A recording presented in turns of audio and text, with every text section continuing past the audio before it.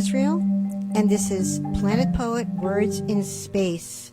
And I'm so happy to welcome to the show the remarkable poet, activist, educator, and co-organizer of the annual Hobart Festival of Women Writers, the Book Village of the Catskills, Cheryl Clarke.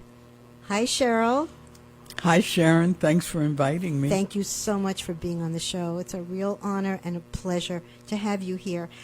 I am going to read your bio. And listen, everybody, to this bio. Cheryl Clarke is a black lesbian feminist poet and the author of 5 books of poetry: the literary study After Mecca, Women Poets and the Black Arts Movement, and the collection The Days of Good Looks, Prose and Poetry, 1980 to 2005. She co-edited with Stephen G. Fullwood To Be Left with the Body, a literary publication of the AIDS Project Los Angeles for men of color having sex with men. Since 1979, Cheryl's writing has appeared in numerous journals and anthologies, including Callaloo, a journal of African American arts and letters, African American Review, and most recently the Georgia Review and Paideuma, a publication of the National Poetry Foundation, and the iconic anthologies This Bridge Called My Back, Writings by Radical Women of Color, and Homegirls, a Black Feminist Anthology.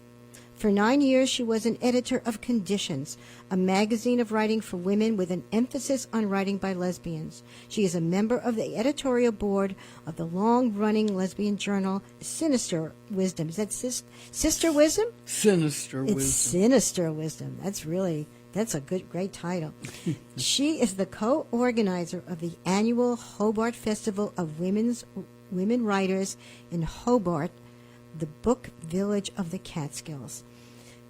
Well, Cheryl, that's quite a resume, a CV. You have done so many things, and you're still writing poetry that is powerful and speaks through the years and in contemporary life. I was wondering if you could start with a poem right now. Certainly. Thank you. I'm going to read 14th Street Was Gutted. It's a sonnet, if you can believe it. 14th Street was gutted in 1968. Fire was started on one side of the street. Flames licked a trail of gasoline to the other side. For several blocks, a gauntlet of flames. For several days, debris smoldered with the stench of buildings we had known all our lives. I recalled the death of Otis Redding. My sense of place was cauterized. Since that time, the city has become a buffalo, nearly a dinosaur. And, as with everything else white men have wanted for themselves, endangered or extinct. At Cheryl Clarke reading 14th Street Was Gutted. And we have a 14th Street in New York, but you're talking about a different 14th Street.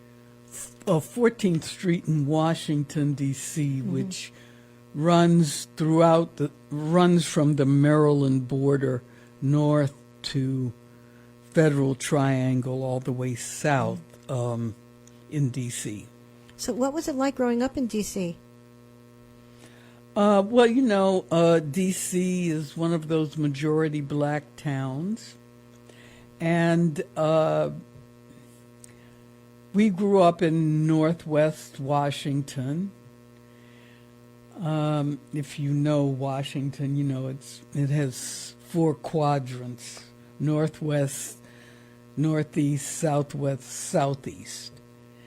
And we went to Catholic schools. I learned not to care too much for Washington, D.C. because of a lot of the class stuck-upness in Washington. So so I didn't care for that, and I left in 1969 when I graduated from Howard University. Thank you, Cheryl. You talk about the death. Can you talk a little bit about the death of Otis Redding in this poem and why you included him in the poem? Well, Otis Redding also died in 1968 in a plane crash. But before that time, he was, one of the greatest rhythm and blues singers ever.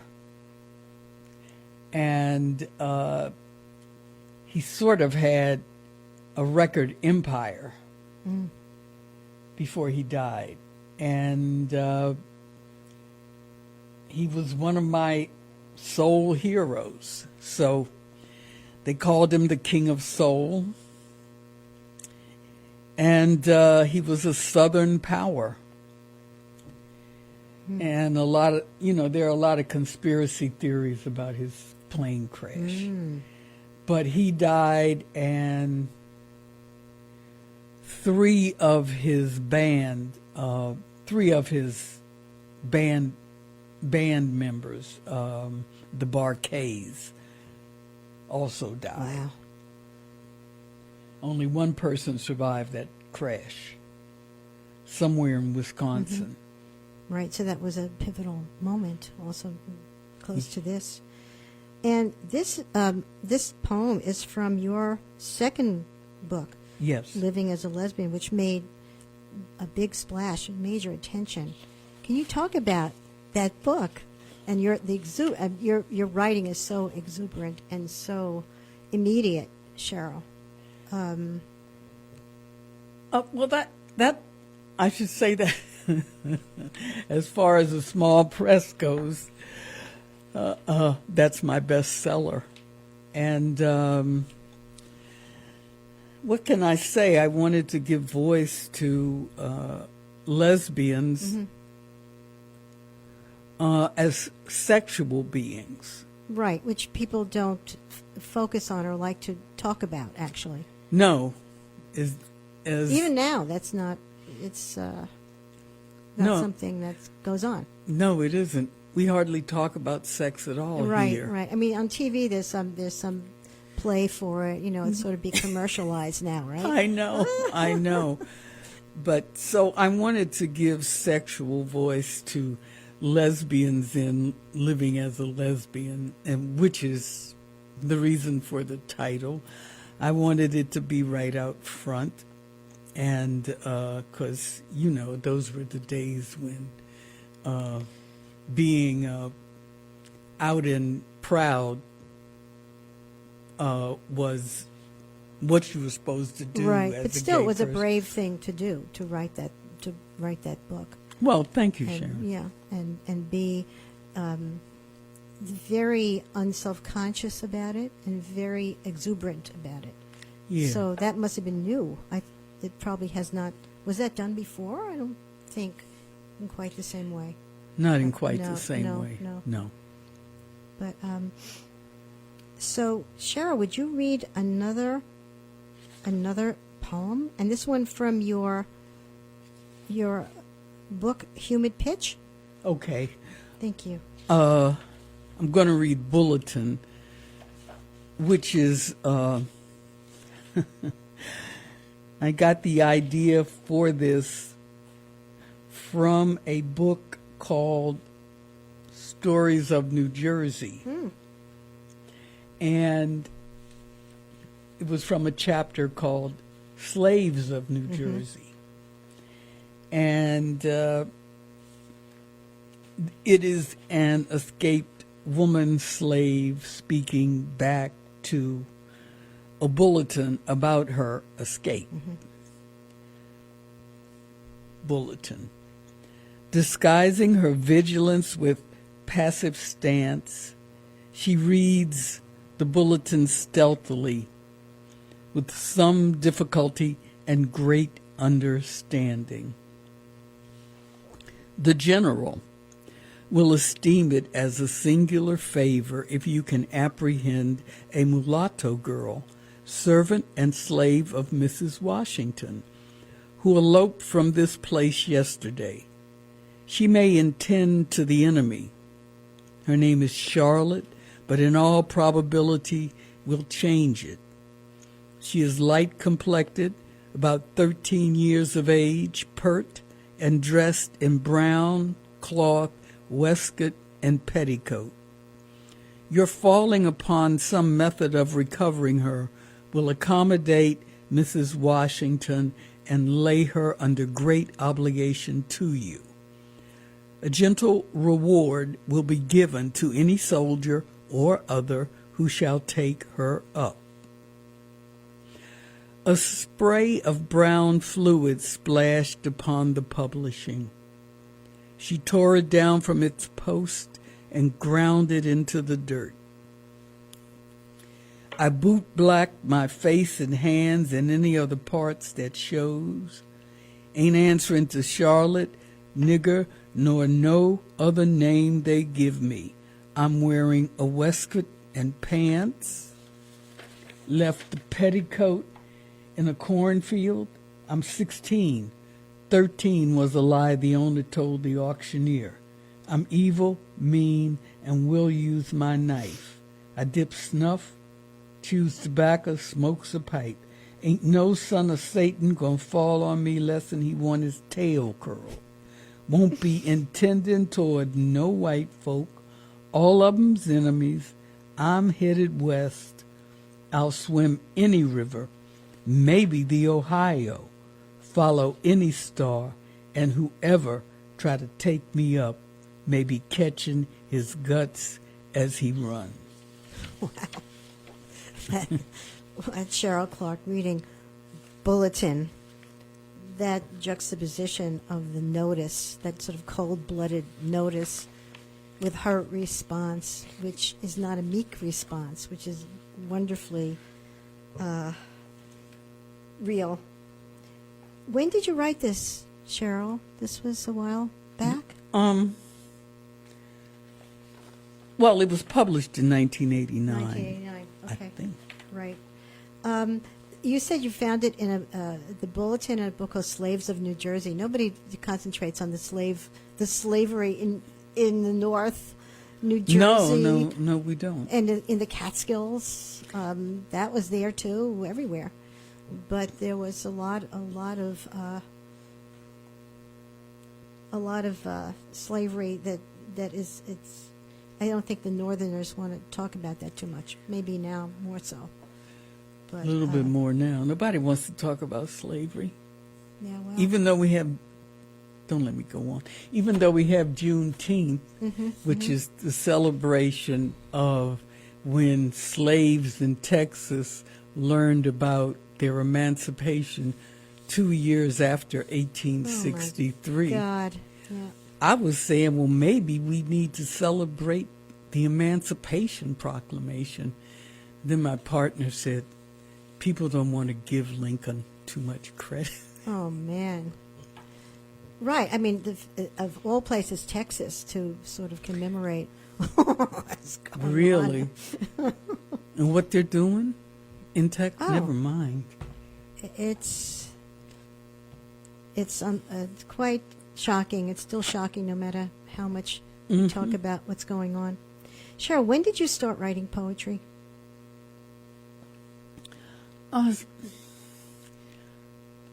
In college, really, because I was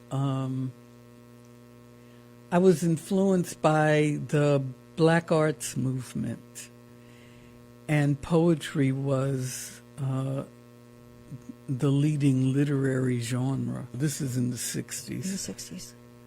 And so I started writing in college and continued writing and started doing a lot of, readings. And that inspired me to keep writing. And then, I self-published my first book in went on from there. This is Planet Poet, Words in Space on WIOX Community Radio. We're live and local from the Catskills, and I'm Sharon Israel, your host. I'd like to reintroduce my in-studio guest, Cheryl Clarke. And Cheryl, would you, before you read another poem, I want to read a comment on the back of your book, By My Precise Haircut. And this is it. By My Precise Haircut, Cheryl Clarke collects histories that are all, in effect, personal. Whether the tone is wily or grieving, wise or wise-ass, the reader is drawn closer by the page and into a world that may be black, lesbian, middle-aged, sister of a deceased sergeant, J.L. Winters, daughter of the black elder, but is certainly a threshold for all. And that was written by Kimiko Han, the author of Foreign Bodies, Toxic Flora, and Brain Fever. So that's one of our preeminent poets acknowledging another, and it's a great blurb. And in By My Precise Haircut, you have a Women of Letters series. Mm-hmm. And would you read from that, please? Sure. Women of Letters. The first one is called Belinda's Petition Remembered. I was stolen. 70 years toiling this side of the sea, verdant forests, mountains, seasons of color, heat, and the ruthless cold. Odd creatures. Never a moment to myself, honorable sirs. We are suing. 70 years, and am I not less than a slave that I cannot protect myself from the betrayal and abandonment by who called himself my master, a loyalist fleeing, leaving me and my infirm daughter to dwell in penury? We are suing. You, sirs, perhaps may imagine the rigors of that voyage. 300 Africans. I lay above deck between two women not of my language, chained to one another by the ankles. Our doom slavery. We were separated in Tobago. A young girl made to lay me between her nubile breasts to Virginia, but was not able to fight off the abominators escaping overboard their hairs and smells. We are suing. Now, actually, this is the story of an enslaved woman during the American Revolution, whose master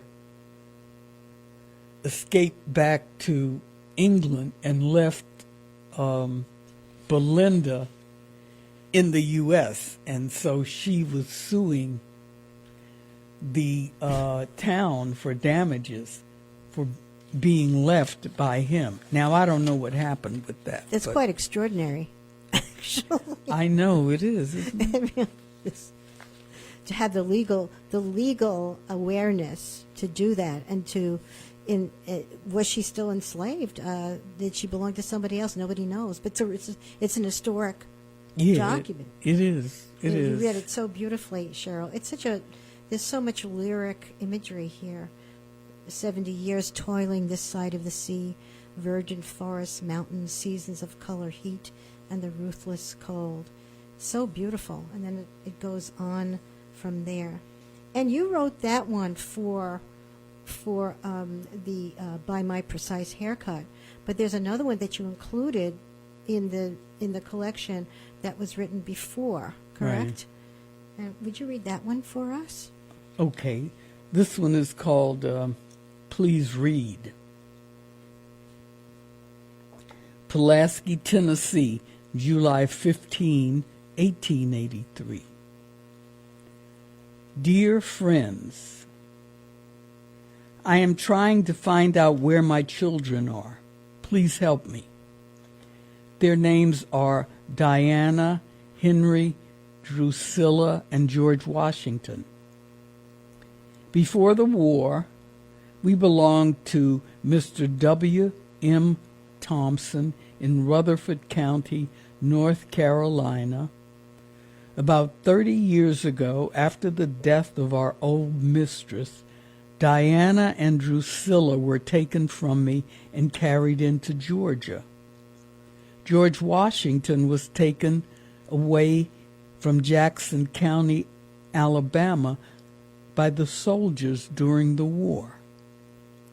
I, their mother, was Hannah Thompson, but have since married a man named Powers. Please read this notice in the churches, and anyone knowing of my children will confer a favor by writing to me. Address, Hannah Powers, Pulaski, Tennessee. Now let me just point out one thing. Sure. The war was over in 1865, and this bulletin was appearing in 1883. So she had been looking for her children all that time. It's so matter of fact, and I'm sure it's one of thousands of these notices. Yeah. But the implication and the horror of the atrocity is implied, Yeah. which makes it very, very strong. This is a found piece. Did you Yes, write this? actually, Yeah. this weird. I can't remember where I found it. It might have been in, documentary history. But it is a poem. It works beautifully as a poem. Yeah. So you gave it its place. I realized we didn't read a poem from your book, Experimental Love, Passing. Oh, Could you yeah. read that for us, please? Sure. A little bit of a different change of pace right now. Right. Passing. I'll pass as a man today and take up public space with my urges in the casual way he does in three-piece suit and Gucci pumps, big pants and large sneakers, tight jeans, and steel-tipped boots, read my newspaper spread-eagled across a whole row of seats, make my briefcase boombox backpack into an ottoman on the seat across from me on the Long Island Railroad, and spread my legs from here to Far Rockaway on the mighty IND. And when I get sleepy or bored, spreading the brim of my blue fedora on the bus to Queens, hunched down, cross my fat feet into the aisle and lean forward with my arms folded into the great press of rush hour flesh, hawking, spitting, and pissing all the way. It's great. That's Cheryl Clarke reading Passing.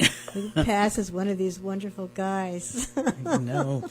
And it's interesting because passing has other connotations. Could you talk a little bit about that? Well, one could pass as white, Right. as in the movie Passing and the novel Passing.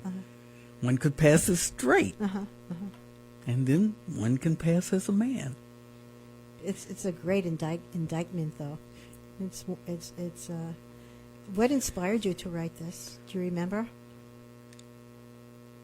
Writing Right. Well, public that's transportation. All you gave voice. You gave voice to all of us, actually. Yeah, really. And I've been on that train to Far Rockaway. It doesn't run. I don't even know if it runs anymore since Irene or Sandy. It was almost destroyed, that line. But I remember the rattan chairs, and do you remember that? Yeah. It's an interesting line, but that's a great poem. I love that. You've been writing for a long time, since you were a teenager. Have you noticed stylistic changes in your work or differences in your process of writing? Well, I don't believe I write as often. Mm-hmm. And my poetry is shorter now, sparer. Mm-hmm. And I spend a lot more time on revision than I ever have, I think. So, and it's not as narrativistic as it used to be. So it's more lyric, right. Thank you, Cheryl. You're listening to Planet Poet Words in Space with my guest, Cheryl Clarke, poet, activist, educator, and co-organizer of the annual Hobart Festival of Women Writers in the Catskills. And now joining us by phone from Manhattan to bring us the latest poetry news and her poetic insights is Pamela Manché Pearce, our Poet-At-Large. She is the author of the chapbook Widowland from Green Bottle Press in London. Hello, Pamela. Hi. I'm always I know I'm one of the audience members who most enjoys the show, and I'm loving this today, Cheryl. Your work, wow. Thank you. Your work is so powerful and courageous, and I also love and I'm inspired by all of the elements that you're bringing into your poems, all the different things that you're finding to bring into them. It's very exciting to me and very inspiring, so thank you. You're welcome. Thank you. Thank you very much. So today, what I'm going to talk about is, I'm going to tell you right now. It's a question. All right, there you go. What's more important, a painting or a poem? Did you ever wonder about that? Did you ever wonder which requires more or different attention? Well, if you do, and I certainly have wondered that, we're all in good company because this question or these questions have been discussed and debated and documented for the last 2,000-plus years. And people are still at it, and they're still writing about it, and they're writing a lot about it. And there are many, many opinions about this subject. The last time I was on Planet Poet, I mentioned the ancient Roman lyric poet Horace, and his quote, ut pictura poesis, as is painting, so is poetry. And this really set me off on a hunt for more information, which I've been on for the last, on and off for the last couple of months. This is because this is the most famous phrase ever to link these two different arts. And those of you who listen to Planet Poet, and I hope many of you are frequent listeners, I am the Poet-At-Large on Planet Poet, and I have begun a series called Cross-Pollination, where I explore the relationship between poetry and poets to other arts.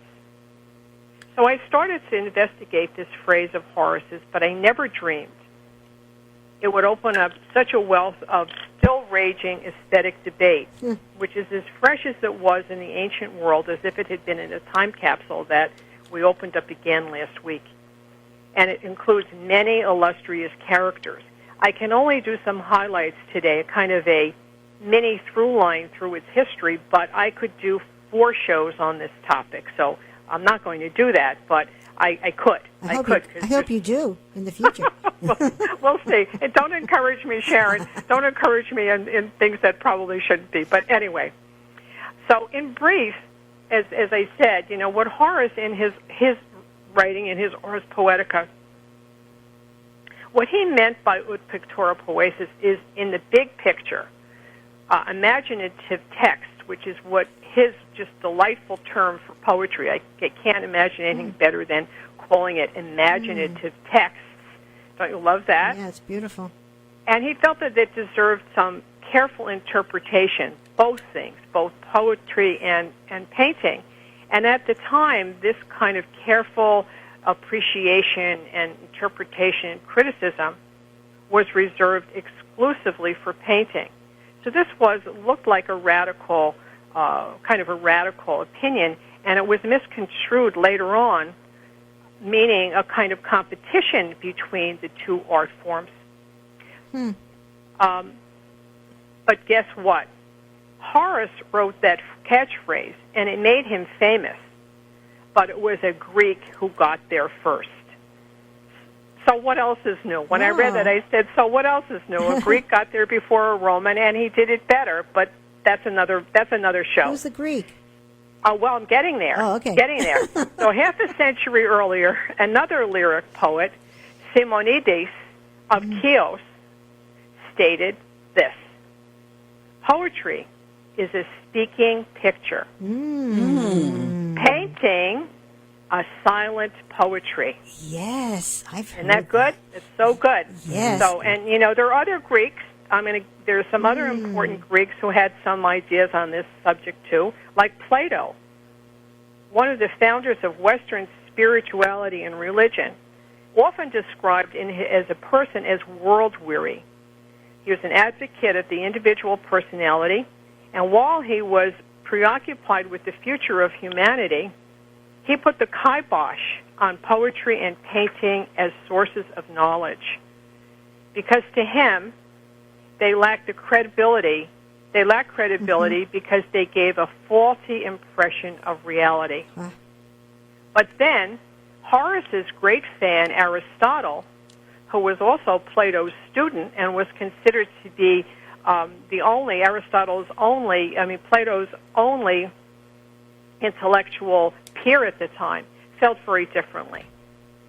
So he felt that in his dry and practical way, he was invested in getting people to agree with him.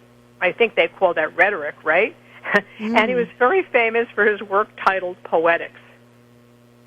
Right. He felt that both poetry and painting did lead to the real, representing our world as we know it. And I'm reading this, and I'm thinking this as I'm just listening to Cheryl's poetry, and I don't know how you could get a better example of that, right? So Yes. that it did represent the world as we know it, and therefore it had a place in what is called human nature. I love that. Then there's the Renaissance, and when the Renaissance began, they latched onto this, and they saw it as a competition between the two arts. That was the focus, and they wanted to focus on which form was superior. And after lots of late-night debate, and I can only imagine what those scenes were like in Renaissance and in Rome, painting won because it was felt that sight was higher ranking than hearing. Wow. Think about that. And it's no surprise to me that Da Vinci, the genius, dandy, eccentric Da Vinci, considered un pictura poesis as a most important point for debate, maybe the most important point for debate in his time. And at the same time, in the 16th century, when Florence, and this is fun to me, Florence and Venice got involved in this, and Venice was voting for unity and exchange between painters and poets, feeling that they could each learn from one another. This was a very, very interesting point of view at the time. But the Florentines kept this discussion boiling and boiling and boiling by only focusing on the competition between the two arts and never wanting them to be unified as we do today. How Western of them. How Western of them. Competition and exactly in modern. I mean, and the good news was, however, is that both camps agreed on one thing: the imitation of nature was the most important task of artists, of all kinds. And that's how that was a great thing to have going on then, because that was all about nature. Then we're going to skip to 1766, and the German philosopher, Enlightenment era essayist, Gotthold Ephraim Lessing, in his essay, Limits of Painting and Poetry, I'm going to skip to the end of it. He felt that poetry and painting should not be confused, and that they are best practiced and appreciated as two equitable and friendly neighbors. And when I heard that, my imagination went wild. What if those good neighbors fell in love, moved in together, and had a baby? And they named that baby Ekphrasis, and it grew up to be an ekphrastic poem. Named for the Greek word description, ekphrastic poems offer a vivid description of a scene, or more commonly, a work of art. And that's what I want to talk about next time I'm on Planet Poet. Well, Pamela, that's the most ekphrastic poetry. Fantastic. That's the most succinct and understandable trajectory of these two things. And thank you. And I've heard people say that painting is silent poetry, and I guess you mentioned that to me. Yeah, right. they stole it from Simonides. How you spell pronounce his name? But Cheryl, in your description, we'll just take the last poem, Passing. It was so descriptive. It is like a painting. But exactly. A painting, it doesn't, for me, I mean, you can read all kinds of things into it, but as a poet, you can get to the underbelly of it, so to speak. Mm-hmm. You know, it's different. It's very different. And each one of these people, each one of these thinkers have a different take on it. And there, as I said, there are 10 other references to this across over these 2,000 years that have even different opinions and different ideas about it. It's going up to right now. I mean, I'm reading essays that are current on this subject. So it's a really rich, to me, it's a very rich and exciting topic. Thank you, Pamela. That's great. I love that painting. That poetry is a speaking painting. There you go. And Cheryl, you use a lot of your imagery. Do you feel that way, that you're painting when do you paint? No, I don't. I wish I did, but I don't. I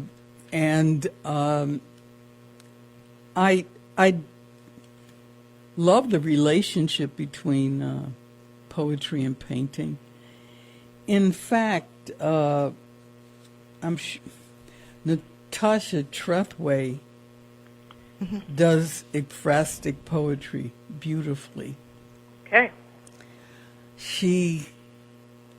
What is her book? Well, she has a couple of them, but sure. The book called Belloc, where she... Oh, sure. That's right. Yes, right. The photographer. Yeah. Of the Red District in New Orleans. Yeah. And, yes, she has a couple of them. All right.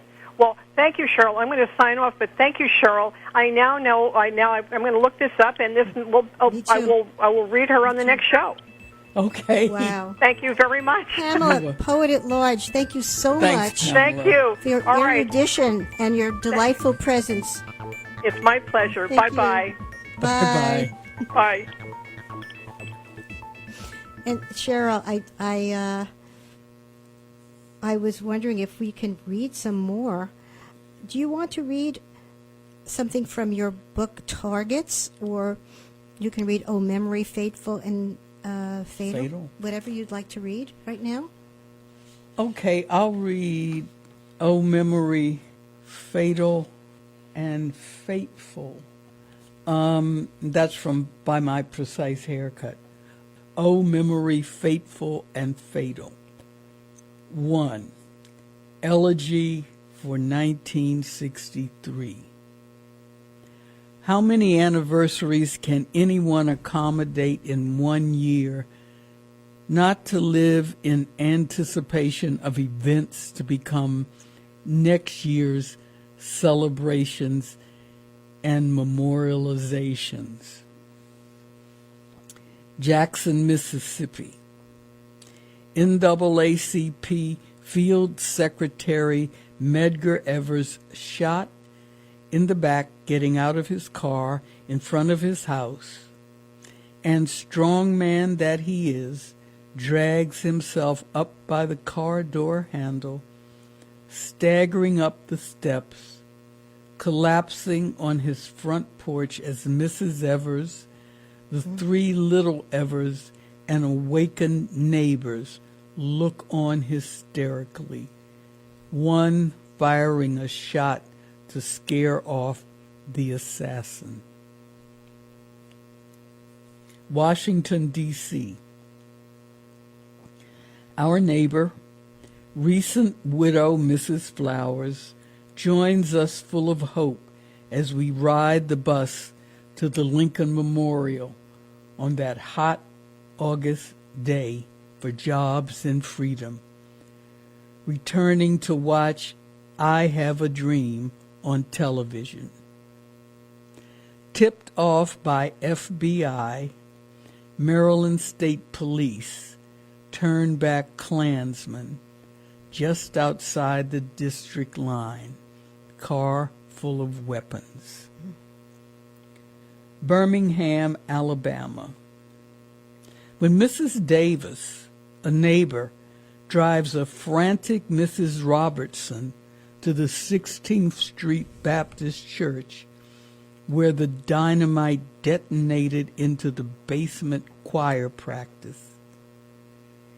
Mrs. Robertson's father breaks the news of her daughter Carol's murder. She's gone, baby. Dallas, Texas. Asked by an aide if she would like to clean up from the blood, Mrs. Kennedy advises, let them see what they have done. So powerful.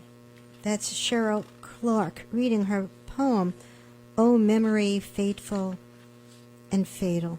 Beautiful title. And you wrote, that is in your 2015 collection. Yes. So much has happened since then. It's not prescient because these things were going on, but it's sort of like a prologue almost to what's happening. I don't know. Would you say something about that, please? Sure. I just think that the violence in our country goes unabated, and the violence against black people seems to go unabated. So it's not, the writing isn't prescient, and perhaps is not even a prologue. That's right. It's just continual. Yeah. So Continual. Poetry continues right on along with it. So you found a point somewhere in that historical line of everything that happened before. Yeah. Yeah. And you wear many hats in your life, and you still do. Different hats, many hats. And you were an educator and advisor at Rutgers and at CUNY. Would you tell us a little bit about that? You spent many years. I worked at Rutgers for 41 years, and I worked, I was an administrator. I did teach sometimes. And I spent, I guess, the last 20 or so years of that career in student affairs, and and then the last 3 years of my career as a dean of students, and spent a lot of time, advising and counseling students. CUNY, I didn't work at CUNY, but I served on the board of the Center for Lesbian and Gay Studies at the CUNY Graduate Center. And that's a very famous outfit. Yeah, it is. Yeah. It became famous. So that was like 4 decades of doing this work. You also have a master's in social work. Yeah, Which, I do. Yeah, what else? As I say, 2 years of madness. Yeah. You mean juggling everything else you had to do with that? And Yeah. I thought I was going to do something else with it, and I didn't. So right, but it infused the work you did with your students. yeah, In, I'm yeah, sure, very it was important very ways. helpful. Yeah. Yeah. And you are most recently a bookshop proprietor. You have Blenheim Books in the Hobart Village. Yes, actually, my partner Barbara Ballier has it. She does all the curating of the books. You know, I just help out once in a while and price books and put them up on the shelf. Well, I'm sure you do a little bit more than that, but Barbara is a wonderful proprietor, and the store is quite beautiful. Yes, And it is. and the whole village is extremely unusual. Yes, it is. It's great. It's a good village. Right. It has many bookstores and travel bookstores and cooking bookstores, and Right. maybe not in the plural, but and it's modeled after a bookstore in England, I believe. In London. In Holland, I In think. Holland? Yes. Oh, wait a minute. Maybe Scotland. Scotland? Hay Okay. on Wye. Okay. That's the name of it, the book village. And how many can there possibly be in the world? I don't know. I don't know either, Not Sharon. many. Not many. So here's to the Hobart Book Village. Yes, that's what I say. Here's to it. And you are a co-founder and organizer of the Hobart Women's Writers Festival. And that's for the last how many years now? We're going into our 10th 10th year. Wow. 10th year, our 10th festival. You know, the last 2 years we did virtual. So this year we'll be back in person on the 9th, 10th, 11th of September. Yes, that's I'm looking forward to that. I'm volunteering this year. Yes, Sharon is volunteering, right. And you have terrific presenters and readers that give these wonderful workshops.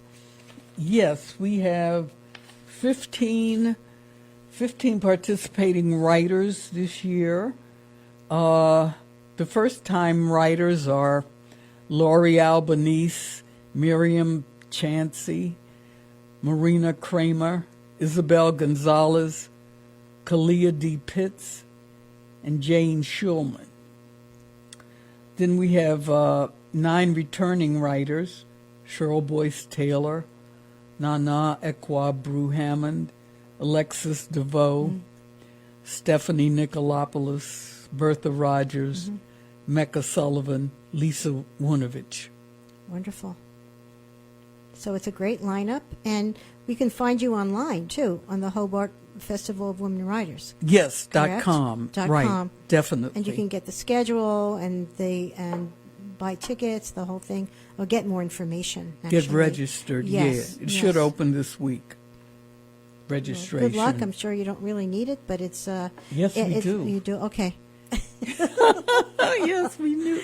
And it's great because Hobart's a quiet little village, and it just comes alive with all these writers and events. It's quite remarkable. Cheryl, would you read one more short poem? Certainly. Thank you. Sharon, thanks again for inviting Oh, me. this has been terrific.